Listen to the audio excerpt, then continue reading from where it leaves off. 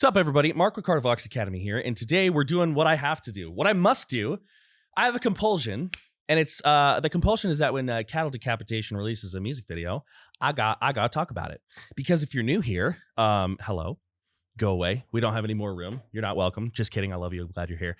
No, if you're new here, you know that Travis Ryan is one of my favorite metal vocalists of all time. Love his sound, and I think a lot of modern deathcore would not be where it is. Even though Cattle Decap is not deathcore, but a lot of modern deathcore vocals would not be where they are without Travis, and we'll probably talk about that. But I'm very excited to talk about Solastalgia, which is a cool word, and dig into his technique and his vocal styles. So, my name is Mark. I'm a metal vocalist myself. I'm in a band called Kardashev. We're on Metal Blade Records.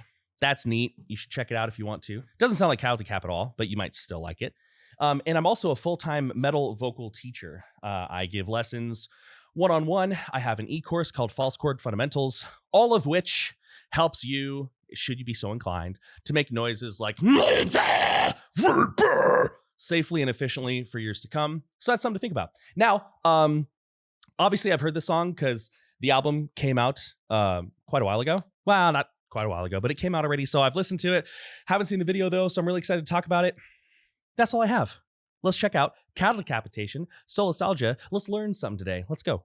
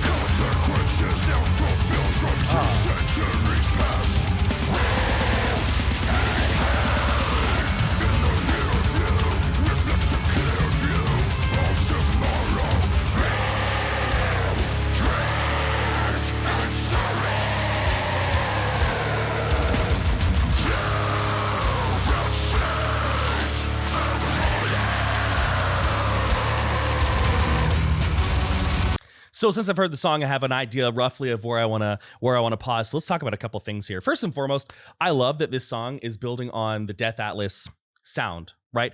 Obviously, if you've listened to the album, it's not like a Death Atlas B-sides. But at the same time, they really did take a lot of what they perfected, brought it over here. You can hear that in the intro. Love it. But we're here to talk vocals, right? So let's talk about Travis's vocals. He's doing something really cool. He's doing something that I am a big fan of. Now, okay, I'm getting ahead of myself here. So what he's doing is he's creating a compressed sound using his arytenoids, right? And this is something I talk a lot about on the channel because over time it's become a very common technique. Adam Mercer of Awakened Providence does it.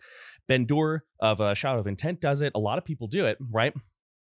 And it's essentially a sound that is very low and slow and clicky, especially when paired with our true chord vocalization, right? And a really funny way to think about this is like, you can think of like Yoda, like strong with the force he is, or like an orc, if you ever played Warcraft 3, work, off I go then, okie dokie. But it's essentially this sound, and it's a gentle closure of the arytenoids over the vocal cords. Now, sometimes the terminology for this scream can get a little bit dicey. Not dicey, but some people will call this more of an epiglottal sound. Some people will call it just kind of throw it under the false chord umbrella. And I'm here to tell you that on a personal level, I don't really care what anybody calls it. It doesn't really matter to me. But I do care that you're comfortable and in control of the sound when you're making it, right? So let's talk about a couple things. The first thing that we want to make sure that we're doing is not squeezing the vocal cords together. Right? Not squeezing the vocal cords together. Oftentimes we have this association in our minds that vocal cords come with strain and push and effort. But if I sort of sigh this sound out, you can hear it. And even if I release that sound, you can hear that my vocal cords are not pressing hard together. We don't need a lot of medial tension on the vocal cords themselves in order to create this sound. So how do we do it? I will be honest, this is a pretty difficult sound to start with. Generally speaking, when I have a student who wants to do sounds like this, I just put them through a false chord or a fry, like a little bit of false chord or a fry, doesn't really matter, firsthand, just to kind of get their brain to understand, oh, I can create distortion with relaxation, right? But essentially what we have here is we have a slight pinching of the back of the tongue, right? Which for some will move that epiglottis in and get some epiglottal rattle. I had a laryngoscopy 2 or 3 years ago. I had really bad acid reflux, so I got my vocal cords checked. They were fine. A little puffy from the acid reflux. But when I asked the speech therapist if I could do some noises, and she was like, hell yeah. When I do this, you could see the arytenoids kind of coming together, and the epiglottis did tilt backwards, which if you're not sure what the epiglottis is, that's like a strip of cartilage that goes up behind your tongue, and when you swallow, it closes down over your airway so you don't choke. Very important piece of cartilage. But for some people, that is going to push the epiglottis back in and cause it to rattle. The arytenoids also are going to come together and rattle. And we get also a gentle lifting of the larynx, right? This is a big mistake a lot of people make when they're working with distortion, especially in the low space, is they'll drop their larynx like this. And I want to be clear, because a while ago, I was like talking about not dropping your larynx. And what I should have said is don't like shove your larynx into your chest, right? But we can move our larynx a little bit. It's fine. But they'll take their larynx and they'll shove it down, and then they'll maybe get the sound, but it'll be fatiguing, right? So what we can do is we can first start with just an ah, and then think about kind of like swallowing that note or pinching that note back a little bit just with your tongue. Like if your tongue had a little droplet of water on the back, think about pinching that droplet of water to push it back down the throat. Ah, ha, ha, ha. And then if I give a little grunt through there, right? There you go. Now, creating the grunt is a whole nother thing we'd have to talk about, or you can learn how to do it in false chord fundamentals, cardivoxacademy.com. Heyo. But anyways, a lot of people have been doing it. A lot of people are saying it's pretty helpful. But essentially from this place, we can sort of start narrating, and we can sort of start playing with the balance of vocal cord engagement in the growl. And this is really cool, right? So we can have this, right? And I've got a little bit of voice in there, for just a little bit. Now what if I remove that voice all the way out? You'll notice that the distortion gets a little bit crunchier, a little bit faster, right? Because the airstream has changed. My vocal cords are no longer engaging. We're no longer getting a thin stream. My vocal cords have disengaged. No longer are they touching in any sort of meaningful way that's going to create phonation. And now I'm getting a much deeper sound. And one thing that sounded cool in this intro that I didn't notice on initial listens is that it sounds like he's kind of moving that vocalization in and out, that true chord phonation in and out. There's a lot more I could talk about. This is one of my favorite vocal styles. It's one that I use a lot. So whenever I hear it, I'm like jazzed. But let's keep going, because we got a 5-minute song and I'm only 1 minute through. So if you're still here, you're a real one. Let's go.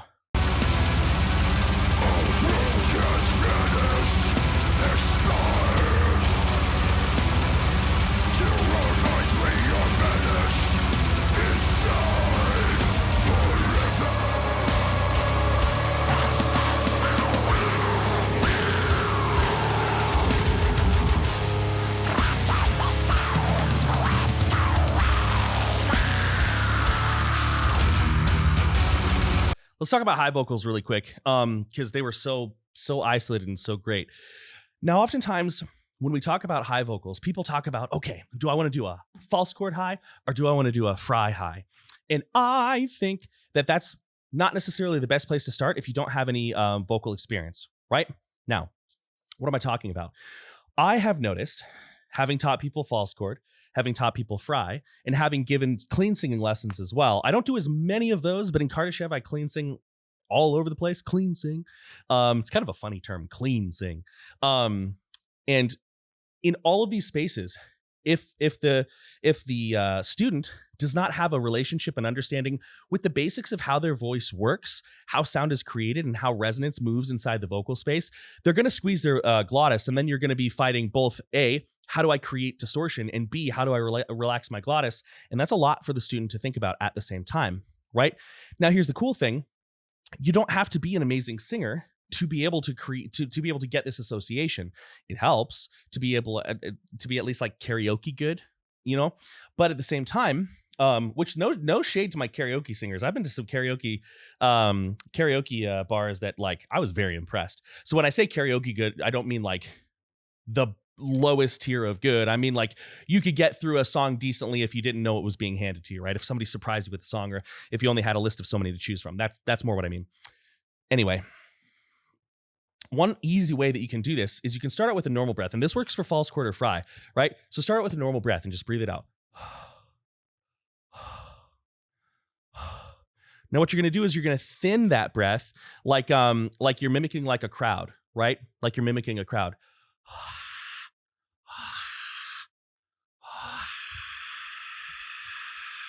Now, one of two things is going to happen. You're either going to feel yourself squeezing your vocal cords, and if that's the case, you're doing it wrong, or you're going to feel yourself sort of making the back of your mouth a little smaller.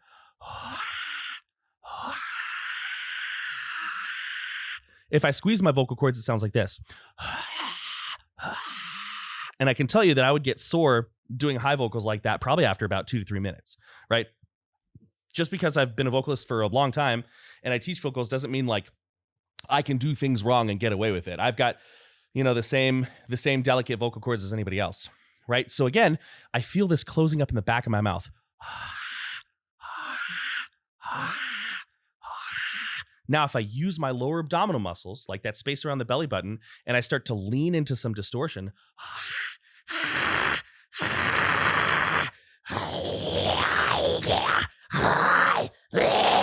I start to feel that distortion way up high in the back of the mouth. And you can lean into whatever type of distortion you like. Because here's the thing, we are leaving the space around the glottis relaxed. The space, the glottis itself, the space above it. So vibrate whatever you want, right? Because the space that's narrowing is up top. And I'm getting personally a lot of the distortion from the folds directly in the back of my mouth, but not in such a way that you like hawk a loogie, right? So I have this...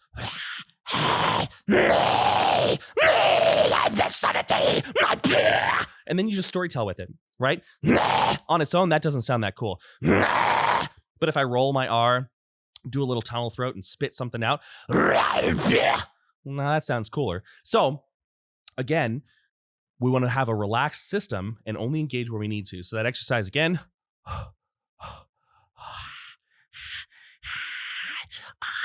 All the feeling of smallness or tightness or engagement, we should say, is in the back, kind of top of my pharynx, which is the space in the back of the mouth.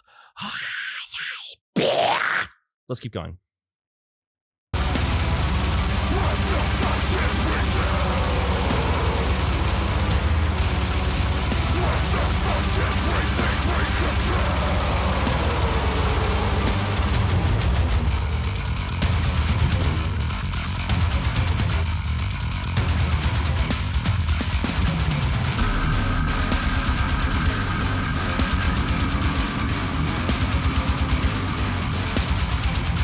Let's talk about how to get your gutturals there, okay? I know I'm pausing a lot, but this ain't Spotify, so let's talk about it. So remember that technique I was talking about at the beginning? That's this. It's the same thing. So if you can do this, hey guys, what's going on? My name's Mark and I like pizza. If you can do that, you're over halfway there, right? So the next step is, again, removing the vocal cords. So I'm here. Now you can hear that, whatever note that is. Somebody in chat, tell me what note that is. Not chat, the comments. Tell me what note that is. You don't have to be on that same note. It's more important that it's a note that's comfortable for you. Chest voice. Drop the vocals. But that still doesn't sound quite like him. So what is he doing? The first thing is that there is a ton of resonance space in the mouth. Tons of it, right? In fact, we're creating secondary resonance space with our tongue and lips, right? Do you hear that boominess? If I move that stuff away, you're going to hear that I'm not doing a whole lot of manipulation in my throat, right?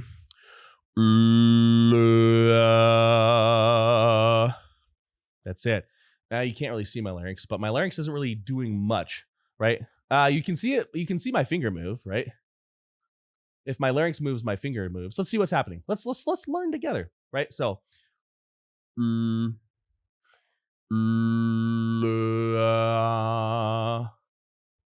it really didn't move very much. You don't need to, generally speaking, right? Then let's put these things together, right? So,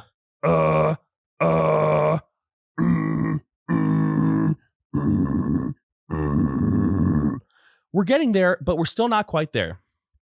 The last thing is I'm adding a little bit of oomph to it, and I'm using my lower abdominal muscles, right? So these lower abdominal muscles are what we want to be activating. And this is where Melissa Cross years ago called it the dump.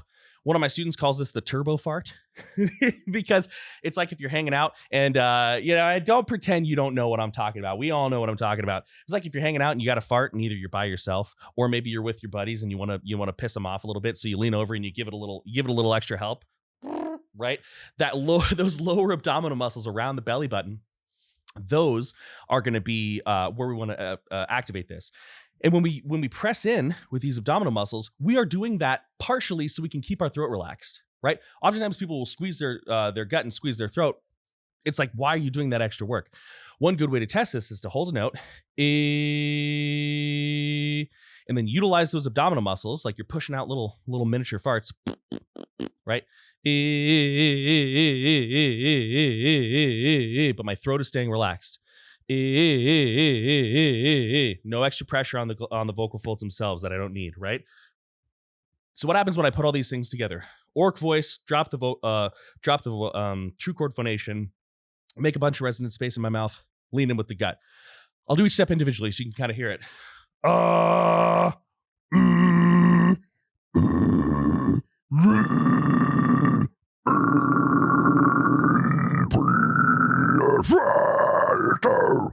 Now you have a metal vocal. Kind of cool, right? That takes most people a lot of time. So if you're following along and you're like, man, I suck, you've only been working on it for like 5 minutes. Give it like a couple months, right? Anyways, here we go.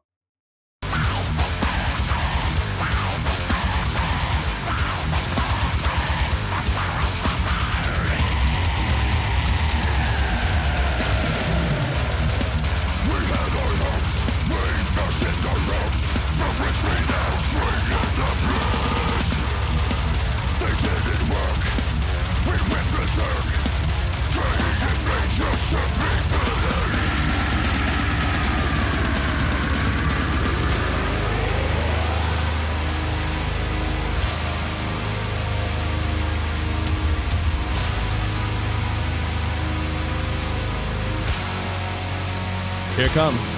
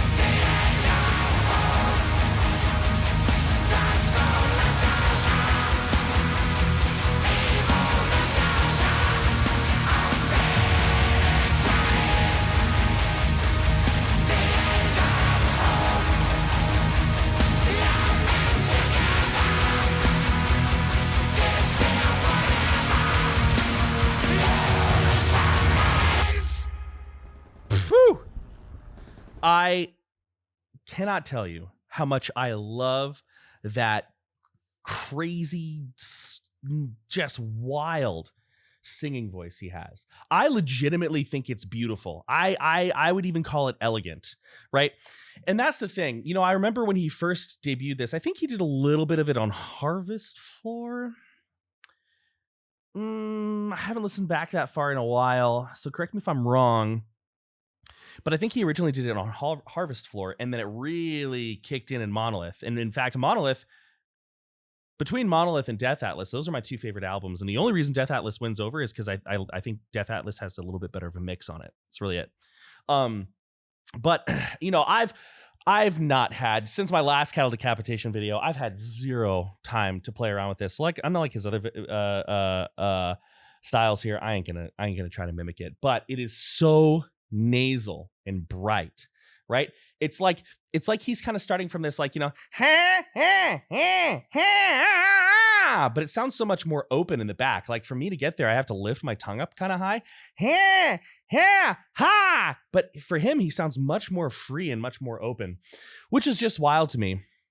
As far as the distortion is concerned, you know, it's kind of tricky to pinpoint, because on the one hand, like, a lot of people would put that in Fry territory. And sometimes, like, I feel like Fry as a term is like the dump stat for a lot of people. It's like, well, it's not false chords, so toss it over there, I guess.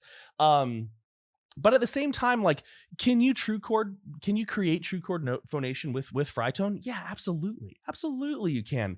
But to me, the quality of the true chord phonation that he's getting is very clear and underneath and separate from the distortion itself, right? That being said, you might say, okay, well, Mark thinks it's false chord. Well, hold on. It doesn't really sound a lot like false chord as we know it right now, right? Because false chord as a bass sound is very like, you know, A-I-Y-P-C, right? And I can do false chord when I do true chord phonation, right? And I can add those together, but it doesn't really sound like that. And that just might be like a skill issue on my own part, right? Because I've never played around with this really in any meaningful way. But if I do false chord, hey, place it higher, true chord underneath it, like, it sounds super like black metal. It's a sound I really like, but his distortion is so crisp and thin, which does sound more Fry-ish. So who's to say? I don't know. It's a lot of fun, though. It's one of my, I think if I had to pick two favorite metal singers, not the screaming part, the singers, it would probably be him and Devin Townsend. Just to be transparent, it'd probably be the two of them. Devin Townsend just has so much theater on his voice, but not in a like, in such a talented way, not in like a goof. Well, sometimes Devin Townsend gets kind of goofy with his music sometimes, but in a way that I just love. And Travis, like, I feel like this singing voice is, you know what it sounds, you know, part of the reason why I like it is because when I listen to a lot of other bands, I'm like, oh, he's singing like Fall Out Boy, or oh, he's singing like Architects. Who the hell is he singing like? Nobody I know. Right? He probably has an influence, but I am not aware of it. And that contributes to my love of it as well. Anyways, I'm rambling at this point. And I got 3 other videos to film today. So, long story short, Solastalgia is a great song. It exemplifies his vocal style very, very well. And a lot of this is not really stuff that I would encourage a new vocalist to begin with, right? Generally speaking, if I have a new vocalist working on high vocals, it's because they kind of found their way there while we were working on mids. It just naturally went that way. Okay, we'll follow your voice. And this sound, almost never. Even if they find it by accident, almost never, until they can at least do good false chord vocals or Fry vocals. Doesn't matter to me. Because if you can do one of those well, it shows that you at least have, whether or not you can articulate it well, you at least have a decent understanding of distortion, vocal resonance, breath support, right? So if you want to start those basics, check out our e-course on carnivoxacademy.com, False Chord Fundamentals. Teaches you all the stuff you need to know to make these basic sounds. Hey, I call raps. Gets you started on that journey, which can build into so many other journeys. Screaming like Matt Honeycutt or Corey Taylor, doing high shrieking vocals like you would hear in like, Shadow of Intent, like I mentioned, or even some of these like vocals can build from false chord too. So it's a great place to start your journey if you're wanting to get started. And beyond that, I just love Cattle Decap. Many thanks, much love, I'm out.